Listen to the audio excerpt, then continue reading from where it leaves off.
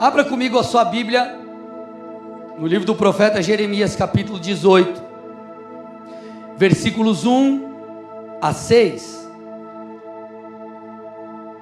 Versículos 1 a 6 de Jeremias 18. Palavra que foi dita a Jeremias da parte do Senhor: levante-se e desça até a casa do oleiro, e lá você ouvirá as minhas palavras. Desci à casa do oleiro, e eis que ele estava trabalhando sobre a roda, com o vaso que o oleiro fazia de barro. Como o vaso que o oleiro fazia de barro se estragou nas suas mãos, ele tornou a fazer dele outro vaso, segundo bem lhe pareceu. Então a palavra do Senhor veio a mim dizendo: casa de Israel, será que não posso fazer com vocês como fez esse oleiro, diz o Senhor? Eis que como barro nas mãos do oleiro, assim são vocês na minha mão, ó casa de Israel. Essa é uma mensagem de esperança para o povo de Deus, um povo que na verdade estava perdido neste tempo em seus pecados. Na verdade, os versículos 1 a 6 de Jeremias 18 são mais do que palavras de esperança. Esses versículos refletem uma verdade sobre o coração de Deus.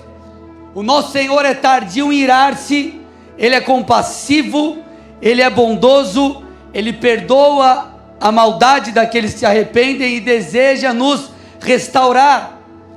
E era exatamente isso que o Senhor, por meio de Jeremias, estava comunicando ao seu povo. E essa é a verdade que o Senhor está comunicando a mim e a você nessa noite. Essa será uma noite de cura, uma noite de restauração, uma noite de quebrantamento, uma noite onde Deus fará grandes coisas em nosso meio. Por quê? Porque nosso Deus é um Deus de misericórdia, Ele é um Deus de graça. Contudo, antes de nós orarmos por isso, antes de nós recebermos aquilo que o Senhor quer fazer em nosso interior, nós precisamos compreender o contexto em que Jeremias e o povo estavam inseridos, para que nós possamos compreender os padrões e aquilo que é necessário para essa restauração nos alcançar. Então nós temos que entender em qual contexto tudo isso foi dado. Na verdade, essa mensagem ela foi dada ao povo em meio a um período muito caótico de sua história. Por quê? Porque o povo de Deus havia se corrompido. Eles haviam rompido a aliança com Deus e eles se tornaram um povo idólatra. A idolatria se tornou tão profunda que Deus os confronta chamando-os de adúlteros. Está lá em Jeremias 7, 9. Adúlteros espirituais. Então o povo havia abandonado o Senhor. Nós não estamos falando de uma simples frieza, um desânimo. Estamos falando de um abandono. Eles haviam deixado o Senhor, eles passaram a adorar outros deuses. Eles passaram a cultuar outros deuses. E todas as práticas que eles porventura faziam de culto ou de honra, de alguma tentativa de expressão de honra ao Deus de Israel, tornou-se nada além de hipocrisia. Então aquilo se tornou uma prática vazia. Só que, gente, vamos lá, como se não bastasse, o povo de Deus passou a oferecer sacrifício de crianças a Moloque, o deus do fogo. Então eles passaram a sacrificar crianças em adoração a outros deuses. Olha quão profunda se tornou a idolatria, a loucura do povo. Jeremias 7, 30 e 31 explica isso.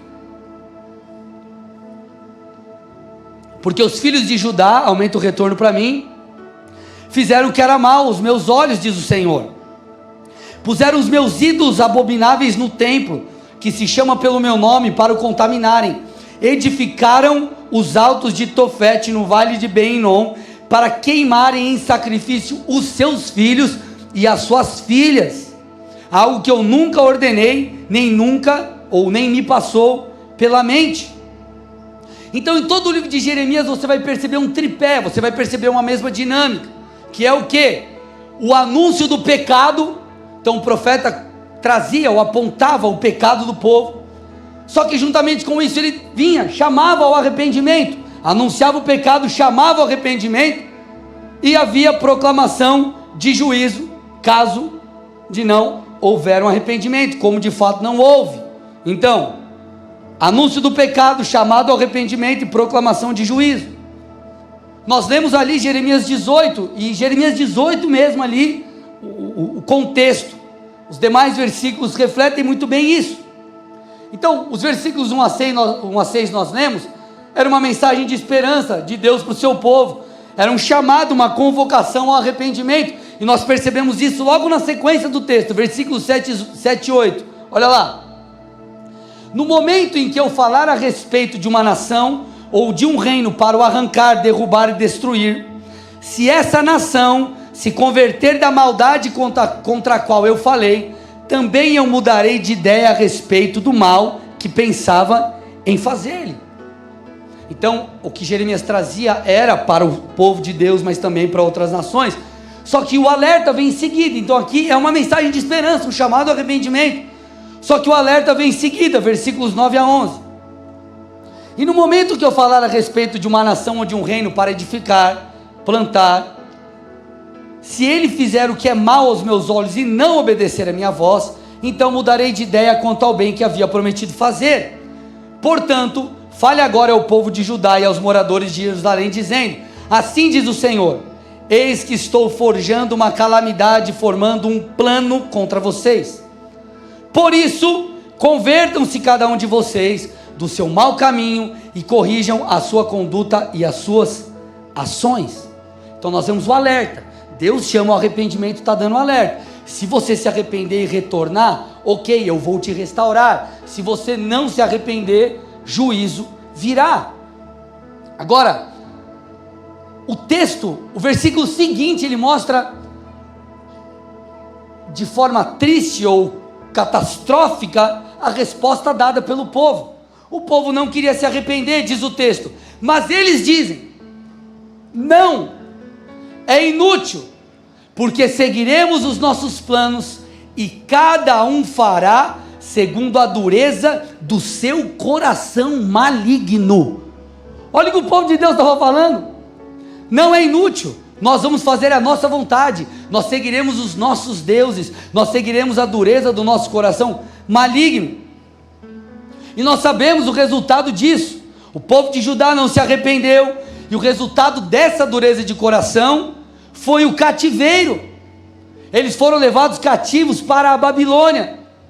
Então, por causa de sua dureza de coração, por não aceitar o chamado ao arrependimento e à restauração, por causa de seus pecados, o povo foi feito escravo ou cativo na Babilônia.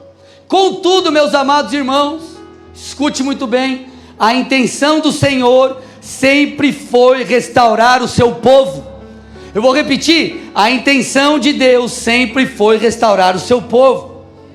Ainda que eles estivessem cativos, sendo julgados pelos seus próprios erros, Deus desejava restaurá-los.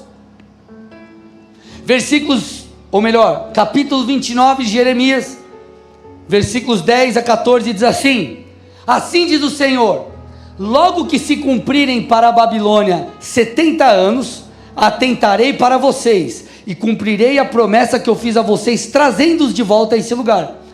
Eu é que sei que pensamentos têm a respeito de vocês, diz o Senhor, são pensamentos de paz e não de mal, para dar-lhes um futuro e uma esperança.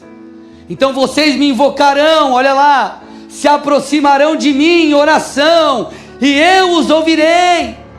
Vocês me buscarão e me acharão quando me buscarem de todo o coração. Ó, arrependimento aí. Serei achado por vocês, diz o Senhor. Farei com que mude a sorte de vocês.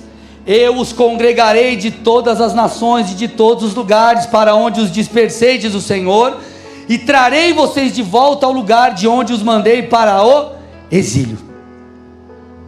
Então aqui, por mais que o povo fosse levado cativo para a Babilônia, o Senhor ainda estende a sua mão em misericórdia, ainda dá uma nova oportunidade àqueles que estavam presos pelos seus próprios pecados.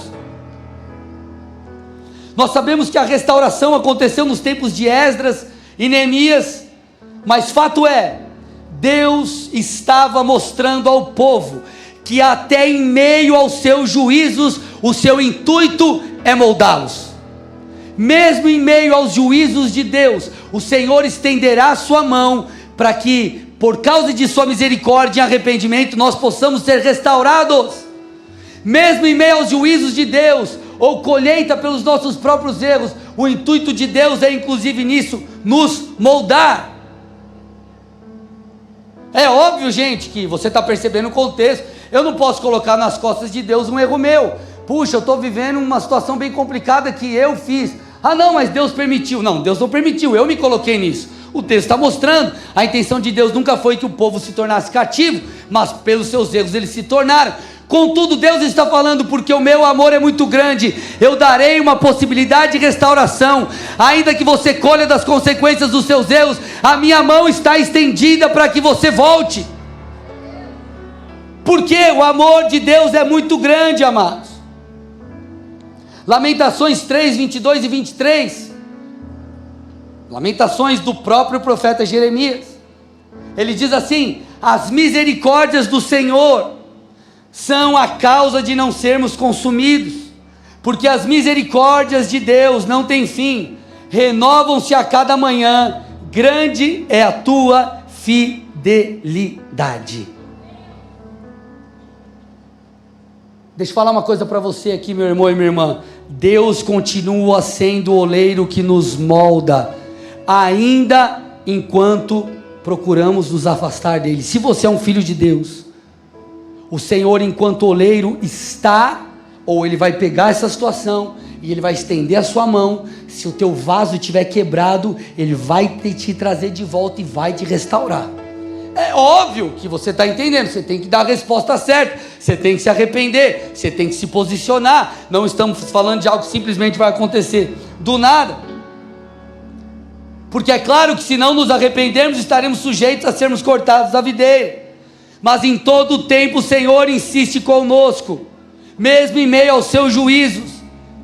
Ele usa tudo isso e espera que coopere para que sejamos moldados por Ele. Eu não sei como você entrou aqui. Talvez você estava distante de Jesus, talvez você entrou numa frieza espiritual, talvez você há tempos não vem para o culto, talvez o teu coração deixou de se inclinar ao Senhor e se inclinou a outras coisas, e a culpa está te consumindo. A misericórdia de Deus se estendeu sobre você hoje.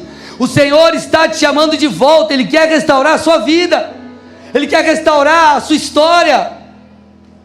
O oleiro está aqui, o Senhor está nessa noite aqui, meus amados, o Rei Jesus, como oleiro nos moldando. Vocês estão aqui ou não, gente? Então vamos voltar, para eu explicar isso melhor, vamos voltar para o texto base, Jeremias 18, 1 a 6 de novo.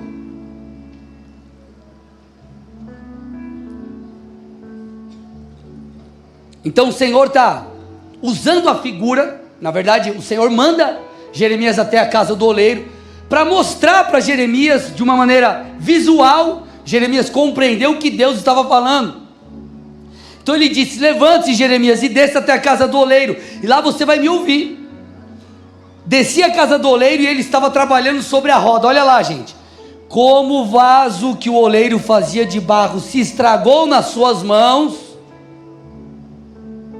Olha lá, se estragou nas suas mãos, ele tornou a fazer dele outro vaso, segundo bem lhe pareceu. Então a palavra do Senhor veio a mim dizendo: casa de Israel, será que não posso fazer com vocês como fez esse oleiro? Eis que como barro na mão do oleiro são vocês na minha mão. Presta atenção nesse versículo aqui, o 6. Como barro nas mãos do oleiro, vocês são assim nas minhas mãos, ó casa de Israel. Escute, você filho de Deus, Deus continua sendo o oleiro em sua vida, independentemente das suas escolhas. Ele continua. Por que eu estou te falando isso? Porque talvez você acha que Deus te abandonou. Deus não te abandonou. Eu disse já e vou repetir, talvez o teu vaso esteja totalmente quebrado, e o Senhor quer restaurá-lo. Ele não esqueceu de você, Ele só espera que você volte os seus olhos para Ele. Agora, a maneira que o Senhor, inclusive, vai lidar conosco, vai depender da nossa resposta. Nos primeiros versículos aqui que nós lemos do capítulo 18, o chamado de Deus é um chamado para restauração pelo arrependimento. Então ele está dizendo: ó, você está nas minhas mãos, se arrependa, eu vou te restaurar. Volte enquanto há tempo, vamos lá. Não espere você estar cativo, povo meu, se arrependa, eu estou dando a você oportunidades. Só que como o povo não se arrependeu, o capítulo seguinte mostra o que aconteceu com o vaso. E eu quero que você perceba a mesma analogia. O Senhor estava dizendo: como um vaso nas mãos do oleiro, vocês estão em minhas mãos, eu vou te restaurar, ok? Agora, se você não quiser a restauração, olha o que o texto está dizendo, capítulo 19, 1 a 3 versículos. Assim disse o Senhor: vá comprar um pote de barro de um oleiro, e leve com você alguns dos anciãos do povo e dos anciãos dos sacerdotes. Então, da mesma forma que ele fez de uma maneira prática, ilustrando a Jeremias, desce a casa do oleiro, agora ele está dizendo: não, você vai fazer o seguinte agora, você vai comprar um pote de barro de um oleiro, e você vai levar com você alguns dos anciãos do povo, alguns dos anciãos dos sacerdotes, os líderes. E aí ele diz: vá até o vale de Ben-Hinom, que está junto à entrada do portão de Cacos, e proclame ali as palavras que eu lhe disser. E aí ele começa a proclamar: diga o seguinte, escutem a palavra do Senhor, ó reis de Judá e moradores de Jerusalém. Assim diz o Senhor, o Deus dos exércitos, o Deus de Israel: eis que trarei uma calamidade sobre esse lugar, e quem ouvir falar dela ficará com os ouvidos tinindo. E aí o texto segue depois, e Deus expõe o pecado do povo. E depois de expor o pecado do povo, olha a figura, olha como Deus ilustra isso. Versículo 10, olha o que Deus manda Jeremias fazer: pegue esse pote, Jeremias, esse vaso, e quebre a vista dos homens que foram com você. Então ele está dizendo: o pote, ele não está mais o vaso nas mãos do oleiro, ele está moldando. Não, a tua rebeldia, olha o que ele está dizendo, você vai quebrar o pote. E assim diga-lhes o Senhor, assim diz o Senhor dos exércitos: deste modo quebrarei esse povo e essa cidade, como se quebra o vaso do oleiro, que não pode ser mais restaurado. Então essa foi a ilustração, ou as ilustrações que o Senhor trouxe para o povo, e aquilo que Ele apresenta também, gente, diante de mim e diante de você. Talvez nós estejamos hoje aqui danificados em alguma área das nossas vidas, e nós estamos nas mãos de Deus. O Senhor está dizendo: ei, se volte a mim, eu sou como um oleiro que cuida de você, eu vou te restaurar. Se arrependa, se volte a mim, clame por auxílio, eu vou te ajudar. Agora, Ele está dizendo: se nós não nos voltamos ao Senhor, o vaso, ele é quebrado pela nossa insistência em seguir a nossa própria vontade. E aí o que precisa ser feito? O oleiro, o nosso Deus, ele precisa recomeçar o trabalho dele em nossas vidas. Quando a gente está lá, o cara, sei lá, vamos dar um exemplo, vem para a igreja, o cara está firme, e o cara às vezes escorrega, acontece alguma coisa, está vivendo uma fase difícil, seja espiritualmente, seja no casamento, mas a pessoa está lá: eu estou meio ferido, está meio difícil, estou me arrastando, mas eu estou caminhando, estou com Jesus, estou firmado. Então o Senhor está dizendo: se volte a mim, eu vou cuidar de você, eu vou restaurar você, eu vou cuidar de você, eu vou te ajudar. Agora, nós abandonamos aquele que é a nossa esperança, e o que acontece, irmãos? Nós inclinamos o nosso coração para outras coisas distantes de Deus. O que acontece? As pessoas voltam para o pecado, se arrebentam, e aí depois o caminho de volta é árduo. Por quê? Porque você está quebrado pelo mundo, você está quebrado pelo pecado, você está quebrado por tudo aquilo que foi causado em você pelas próprias escolhas. Então, se a nossa escolha for não nos arrependermos, a colheita virá, e nós sofreremos as dores do nosso arrependimento. Mas eu vim aqui, meu irmão e minha irmã, para dar a você uma boa notícia.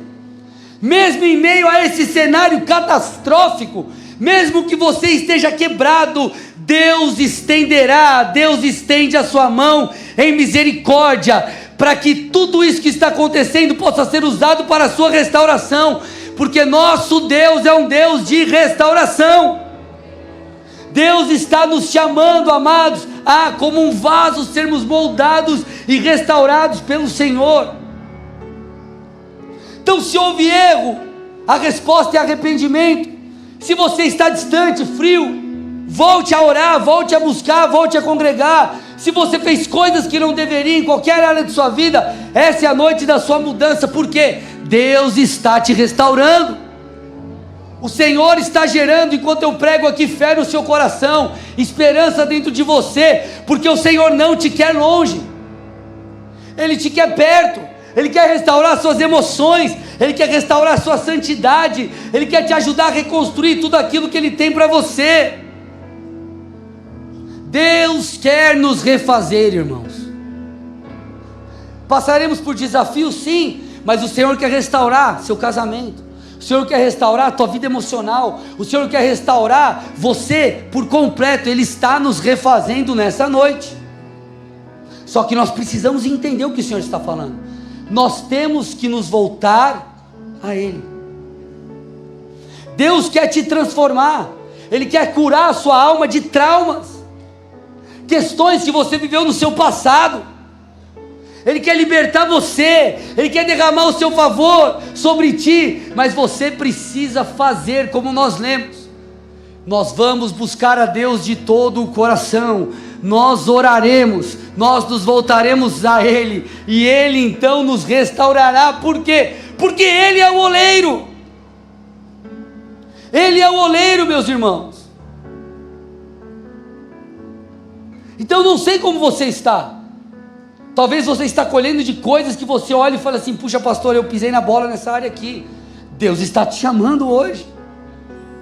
Talvez você está ferido ou ferida por coisas que te ocorreram que nem foi culpa sua, e isso feriu a sua alma. Talvez Satanás tenha jogado um peso de culpa, de várias coisas dentro de você. O Senhor está te chamando nessa noite. Talvez você passou por abusos, Deus está te chamando nessa noite. Talvez você foi rejeitado, Deus está te chamando nessa noite. Talvez você foi quebrado pela desesperança, porque você não vê mais uma luz no fim do túnel. Eu tinha um chamado, eu tinha isso, eu tenho aquilo, e eu não me vejo mais. Deus está te chamando. O oleiro está presente nessa noite, Ele quer restaurar você. O Senhor está nos restaurando. Agora, entendido todo esse contexto, eu quero que você perceba algo lindo que a Bíblia fala sobre o nosso Rei Jesus. Você tem que abrir tua Bíblia comigo aí, Mateus capítulo 12, versículos 20, aqui a coisa começa a ficar melhor.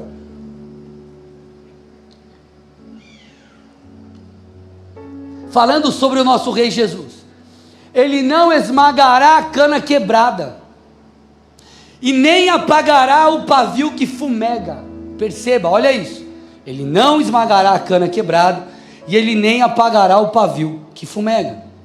Na verdade, aqui Mateus está fazendo uma citação sobre o Messias, citação essa que está descrita lá em Isaías 42, 3. E ele está dizendo: o Messias, o Senhor Jesus, não vai esmagar a cana quebrada, nem apagará o pavio que fumega. Eu quero te explicar o que são essas coisas, para que você perceba quão maravilhoso isso é. Então, essa cana citada aqui, ela era parecida, é uma mistura parecido com a cana nossa mesmo, só que ela era oca por dentro, semelhante a um bambu. Então, pegavam essa cana, faziam furos nela, para que emitissem com ela um som. Então funcionava como uma espécie de flauta. Só que se forçassem demais para fazer buracos, e essa cana rachasse, ela deixaria de emitir esse som, e ela se tornaria, presta atenção nessa palavra, inútil. A cana se tornaria inútil, e o que aconteceria? Ela seria jogada pelo caminho. Então ele descartava, ele pegava a cana quebrada e jogava, e essa cana então ela era pisoteada, ela era descartada, ela era jogada fora. Só que o Messias, meu irmão e minha irmã, é aquele que não pisa, não esmaga a cana quebrada. Ele não é aquele que descarta o vaso danificado. O Messias não descarta você. Ele não me descarta. Talvez você está passando por uma fase onde você se sinta sem valor. Talvez as dores da vida e coisas que aconteceram com você, esteja se sentindo inútil. Mas eu preciso que você se lembre, Jesus quer restaurar você. Ele não vai esmagar a cana quebrada, Ele quer restaurá-la. Alguém está entendendo isso aqui, pelo amor de Deus? Da mesma forma, gente, a Bíblia está dizendo que o Senhor não apagará o pavio que fumega. Você não precisa estudar muito a Bíblia ou a cultura do tempo para saber ou imaginar que não existia luz elétrica naquele tempo. Então eles usavam obviamente lamparinas, e lamparinas com pavios. Contudo, à medida que o pavio diminuía, ali era consumido, a luz não apenas ficava fraca, mas também exalava-se, era exalado um odor. Então imagina, o cara estava com aquela lamparina iluminando a casa, a luz ia ficando fraquinha, um odor começava a surgir. O que o morador fazia? Pelo fato da luz estar fraca, o que o morador, ele apagava o pavio, e por causa do odor colocava a lamparina para fora da casa. Então ele apagava a chama, matava a chama e colocava para fora. A Bíblia está dizendo que o Messias, o nosso Senhor, o nosso Rei, não apaga o pavio que fumega. O Senhor não te colocará para fora, Ele não apagará a chama que está sobre você, ainda que pequena, talvez pelas frustrações que você viveu, pelas questões da vida, pelas questões ministeriais. O Senhor está te chamando de volta, Ele quer reacender a chama que há dentro de você. O Senhor está nos restaurando. Se você crê, dê uma salva de palmas a Jesus, aleluia. O nosso Deus é um Deus de restauração. Ele é um Deus que nos chama ao arrependimento e à restauração. Se você observar o ministério de Jesus, você vai perceber isso. Ele usou o seu poder para curar e restaurar. Aleluia, Jesus. Lucas 19:10, o Filho do Homem veio para buscar e salvar o perdido. O Filho do Homem veio para buscar e salvar os pecadores, eu e você. O Filho do Homem veio não para nos esmagar, mas para nos reconstruir. Jesus acolheu os rejeitados, irmãos. O texto que nós acabamos de ler aqui, Lucas 19:10, na verdade é o desfecho da conversa entre Jesus e Zaqueu. Esse camarada era odiado pelo povo, devido àquilo com que ele trabalhava. Só que pelo arrependimento ele encontrou salvação em Jesus. Gente, Jesus tocou aqueles que ninguém queria tocar. Jesus deu esperança para aqueles que não tinham mais. E talvez nessa noite você entrou aqui sem esperança. Sem esperança para uma cura física, sem esperança para um problema na sua alma, sem esperança para uma depressão, sem esperança por uma questão na sua família, por uma questão espiritual, não sei. Deus está nos restaurando. Ele quer restaurar nossa vida com Ele, Ele quer restaurar nossa casa, Ele quer restaurar o nosso chamado, Ele quer reconstruir coisas que inclusive nós mesmos destruímos. Então Ele nos chama ao arrependimento. O Senhor deseja restaurar a cana que está quebrada. Talvez os outros olhem para você e dizem: esse se tornou inútil, está lá, ó, jogado. O Senhor está te pegando nessa noite. O Senhor está te restaurando, irmão. O Senhor está te restaurando, irmão. Talvez a sua chama, ela não é mais uma chama como de antes. Você não queima mais por Jesus como você queimava. A tua chama pelo ministério, pela busca, pela leitura da palavra, talvez não é mais a mesma. Talvez você está tão frio espiritualmente que até um odor espiritual ruim está exalando de você, o pecado. O Senhor, Ele não está te descartando, Ele está te chamando. Então, da mesma forma que Ele chamou o povo, e Ele ilustrou para Jeremias: Jeremias, eu não quero trazer juízo, eu quero que o povo responda a minha misericórdia, eu quero que o povo entenda por que eu estou corrigindo, porque eu estou corrigindo cada um deles. Deus está nos chamando, irmãos. Em Lucas 15 nós vemos Jesus ministrando publicanos e pecadores. Publicanos e pecadores, gente, pessoas com as quais os líderes judeus não se assentavam, não comiam. E justamente esse foi o problema, porque eles começaram a murmurar entre si: que história é essa? Que história é essa? Esse daí está sentando com os pecadores, com os publicanos. Olha esse profeta aí, esse tal de Jesus, está comendo com eles.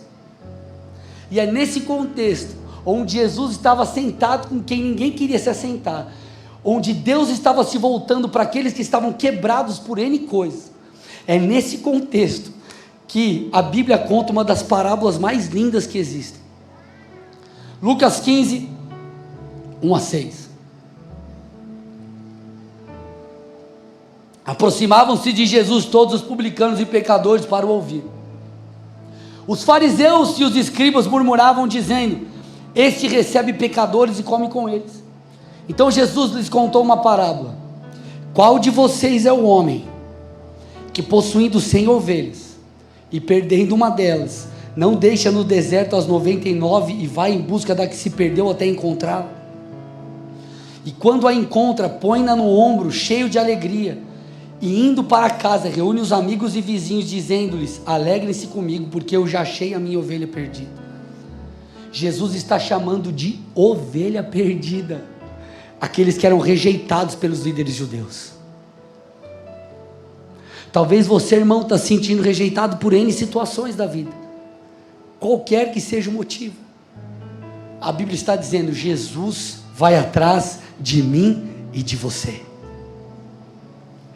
E o versículo 7 reafirma: eu digo a vocês, mostra o porquê de tudo isso: assim haverá mais alegria no céu por um pecador que se arrepende, do que por 99 justos que não necessitam de arrependimento. Deus quer restaurar você. Talvez você diga: pastor, eu estou firmado com Jesus, mas eu quero que você olhe para dentro de si. Permita que o Espírito Santo revele a você os lugares mais escuros da sua vida. Talvez existem coisas em você enquanto vaso, lugares rachados que precisam ser restaurados. Talvez você precisa voltar à casa do oleiro, irmão. Talvez você precisa deixar Jesus te moldar, Jesus restaurar esse pedaço quebrado, Jesus talvez te reconstruir por inteiro. Talvez você precisa se voltar para o Senhor. Agora, de maneira prática, o que é necessário para que sejamos restaurados? Você já entendeu, e eu também, que o primeiro passo é o arrependimento. Ok, tudo bem, esse é o primeiro passo. Agora, o que mais é necessário além de arrependimento para que possamos ser restaurados por Deus? Preciso que você preste muita atenção aqui. Qual que era uma das coisas que o oleiro usava para moldar o vaso, o barro? Para moldar o barro na roda, como vocês viram ali, o oleiro adicionava, misturava, usava água.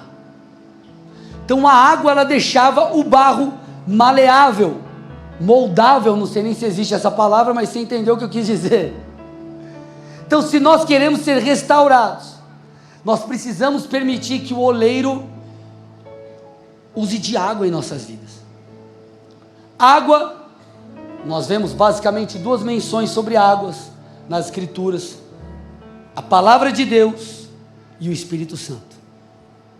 A palavra de Deus, Efésios 5:26, e o Espírito de Deus, João 7:37-39. Eu quero falar um pouquinho delas aqui antes de nós encerrarmos. Primeira coisa que você precisa entender, meu irmão, é que agora arrependido, o processo de restauração na sua vida, na sua alma, é feito pela palavra. Porque o pecado, ele produz um efeito terrível em nós, gente. O pecado, ele muda nosso sistema de crenças. O pecado inclina o nosso coração para coisas que são maus, ou são más.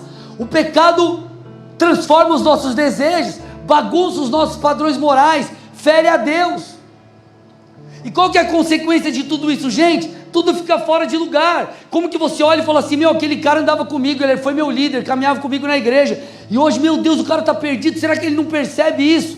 Gente, o pecado nos deixa cego, bagunça tudo dentro de nós, bagunça a nossa identidade, nós não sabemos mais quem nós somos em Deus.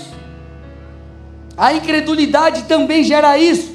A culpa toma conta, as frustrações ganham espaço, nós não acreditamos mais que nós conseguiremos viver aquilo que Deus tem.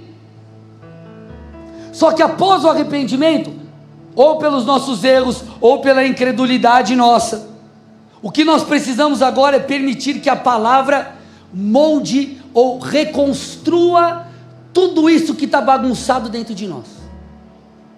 Você precisa fazer uma limpeza, irmão. Você precisa jogar fora aquilo que não presta e reestabelecer em você uma nova, vou usar um termo para você entender o que eu quero dizer, uma programação nova. Você tem que instalar um troço novo dentro de você, irmão. Dá um delete naquilo que não presta. João 15:3. Vocês já estão limpos por causa da palavra que lhes tenho falado. Então nós precisamos nos voltar para a palavra, porque quando você estiver lendo a Bíblia, a palavra de Deus vai fazer com esta que a verdade de Deus sobre você, e não aquilo que as circunstâncias estão dizendo, que enfim, N questões estão apontando para você, a culpa está jogando dentro de você, enfim, não, é a palavra vai penetrar no seu interior, ela vai limpar tudo aquilo que está sujo, e ela vai regular dentro de você tudo aquilo que precisa ser regulado. Por isso que nós precisamos nos apropriar da palavra. Senhor, eu recebo isso, Senhor, eu me apego nisso, Senhor, eu tomo isso para mim. Essa é uma constante nas nossas vidas, gente. Eu preciso fazer isso, você precisa fazer isso, todos nós. Talvez você se sinta sem valor. Você vai pegar um texto como esse, Mateus 12:20, ele não esmaga a cana quebrada, o Senhor está falando de mim, e você vai tomar isso sobre você, porque a verdade sobre você enquanto filho de Deus, não são as verdades que as feridas comunicam, mas é a verdade de Deus, irmão. Você não é o que as circunstâncias dizem, você não é o que o seu passado diz, você não se converteu, você não se tornou uma nova criatura. Olha o que a Bíblia diz sobre você, 2 Coríntios 5:7, se alguém está em Cristo é nova criatura, as coisas antigas se passaram, e eis que já se fizeram novas. Então o que vale é a verdade de Deus sobre você. Você tem valor, Ele te ama, Ele te transforma, Ele te purifica, Ele te limpa, Ele faz com que você viva de maneira diferente daquela que você viveu no seu passado. Olha o que a Bíblia está falando, que o Senhor fez por mim e por você, Efésios 2:4-6, mas Deus, sendo rico em misericórdia, por causa do seu grande amor com que nos amou, e estando nós mortos em nossas transgressões, nos deu vida juntamente com Cristo, e juntamente com Ele nos ressuscitou, e nos fez assentar nas regiões celestiais em Cristo Jesus. Romanos 8:38-39, porque eu estou bem certo, de que nem a morte, nem a vida, nem anjos, nem principados, nem as coisas do presente, nem do porvir, nem os poderes, nem a altura, profundidade, nem qualquer outra criatura poderá nos separar do amor de Deus, que está em Cristo Jesus, nosso Senhor. Esse é o Deus que te ama. Nós precisamos nos voltar a Ele, nós precisamos clamar por Ele, e você precisa deixar a verdade da palavra moldar você, porque deixa eu te falar, sabe onde muitas vezes é o ataque, irmão? Aqui, ó, na tua mente. Por isso que você precisa estar cheio da palavra para que você saiba, Deus tem isso e não aquilo. E se esse aquilo quer dizer, ou quer tornar-se uma verdade sobre mim, eu vou rejeitar, porque a verdade sobre mim é essa aqui. Então, me arrependi, me voltei a Deus. Como que eu reconstruo tudo isso que está bagunçado? O oleiro está comigo ali, ele está me moldando, eu me volto para a palavra. Eu começo a me voltar a entender o que o oleiro fala sobre mim. Eu não sou o vaso quebrado, eu sou o vaso restaurado. Deus está trabalhando na minha vida. Vocês estão aqui ou não? Agora, próxima coisa, e aqui eu já caminho para o final, a gente termina. Água da palavra, mas nós também precisamos ser moldados pelo Espírito. Preste atenção, meu irmão e minha irmã. Parte importante nesse processo de restauração é a ação do Espírito em nós. Deixa eu falar uma coisa aqui para vocês, ó. Quantas vezes nós não compreendemos as verdades de Deus intelectualmente, mas não as recebemos em nosso espírito? Quantas vezes? Pastor, eu sei que Deus tem isso, eu sei que a verdade é essa, mas parece que aqui não muda nada, parece que essa não é uma verdade dentro de mim. Parece que nós sabemos quem somos, sabemos quem Deus é, compreendemos as verdades de Deus, mas elas não se tornaram algo real aqui dentro. É como se eu sei aquilo que Deus tem, mas ela não se tornou verdade ainda em minha alma. A pergunta é por quê? Por quê? A resposta primeira, e eu vou reforçar aqui só para a gente deixar claro, talvez você ainda não recebeu isso, apesar de ter entendido, pela falta de arrependimento. Esse é o primeiro ponto, e nós já falamos sobre isso. Contudo, a segunda coisa, o que muitas vezes nos impede de receber aquilo que Deus tem em nosso interior, é a falta de comunhão com o Espírito Santo. Você leu, você entendeu, mas você não recebeu. Por quê? Porque te falta comunhão com o Espírito Santo. Você precisa se relacionar com o Espírito Santo. Você precisa orar. Você precisa pedir a Ele que faça isso. Olha o que a Bíblia diz, João 16:13. Quando vier o Espírito da verdade, Jesus dizendo, Ele nos guiará, ou Ele os guiará em toda a verdade. Ele não falará por si mesmo, mas dirá tudo o que ouvir e anunciará a vocês as coisas que estão para acontecer. Então Ele nos guiará. Essa palavra guiar aqui no grego, ela fala sobre, é como que um professor que guia, que conduz, que instrui alguém que é ignorante ou inexperiente. Então o Espírito Santo é aquele que conduz aqueles que não sabem. Quem são aqueles que não sabem? Eu e você. Então nós não sabemos como viver isso, nós não sabemos como receber isso, nós não sabemos como captar isso. Quem então nos dá, quem coloca isso em nós, quem nos guia por esse caminho? É o Espírito Santo. Então Ele nos ensina, Ele nos guia. O que eu estou tentando te dizer? Hoje nós seremos tocados profundamente pelo Espírito de Deus. Ele está te pegando já pela mão e está te ensinando como um professor que guia aquele seu aluno, aquele que não sabe, aquele que é inexperiente, e está imputando no interior a verdade. Então, se você se abrir, se você se voltar a Deus, hoje mesmo Ele começa o processo de restauração na sua vida. Quem sabe hoje mesmo Ele não aquece a chama do seu coração, ou reacende essa chama que você tinha. Quem sabe essa não é a noite que Ele sara a sua ferida. O Espírito de Deus é aquele que nos guia. Isso vale para mim, para você, para todos, porque Ele está restaurando alguns, Ele está moldando outros, mas talvez Ele está reconstruindo por completo ainda outras pessoas. Quem é você? Quem é você? Que área da sua vida precisa ser restaurada? Ou será que você, enquanto vaso, terá que ser reconstruído totalmente, completamente, inteiro?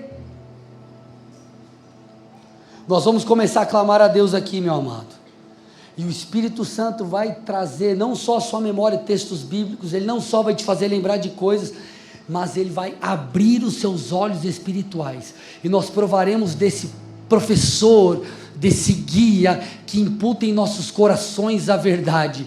Chegou o dia da sua restauração, meu irmão, chegou o dia de Deus começar a restaurar coisas que estavam perdidas dentro de você, e eu termino essa mensagem, louvor vem aqui, eu termino essa mensagem lendo novamente a profecia sobre o Messias, relatada por Mateus, capítulo 12 de Mateus, versículo 20, o nosso Rei, o nosso Deus, é aquele que não esmagará a cana quebrada, nem apagará o pavio que fumega.